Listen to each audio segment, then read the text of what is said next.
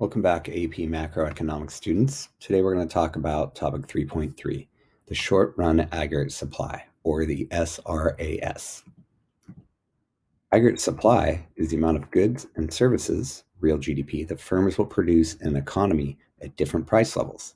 It's the supply for everything by all firms. It works the same as the relationship to supply and demand, but to aggregate demand.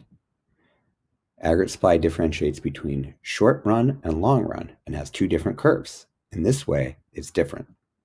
The short run aggregate supply says that wages and resource prices are sticky. That means they're not going to change as price levels change. The long run aggregate supply says that wages and resource prices will be flexible and therefore, in the long run, will change as price levels change. Here's a graph of the short run aggregate supply. We label it with the AS price level on the Y and the real domestic output, or GDP, on the x-axis. When the price level goes up, businesses have an incentive to produce more in the short run. So here are the shifters of the short run aggregate supply. You can use the acronym RAP to remember. Shifts in aggregate supply. An increase or decrease in national production can shift the curve to the right or the left. In this case, it's shifted to the right, and in this case, it's shifted to the left.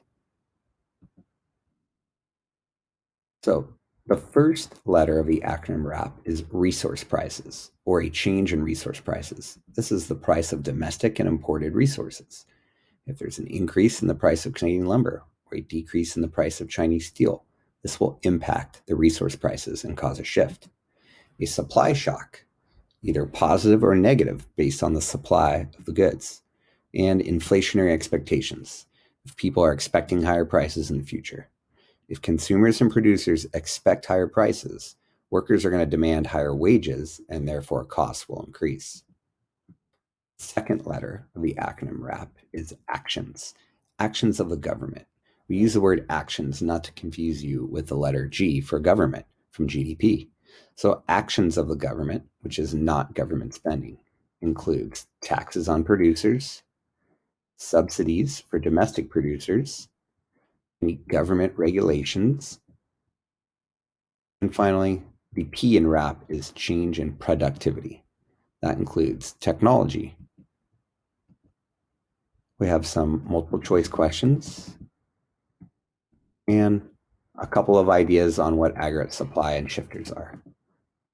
For this video. Thank you.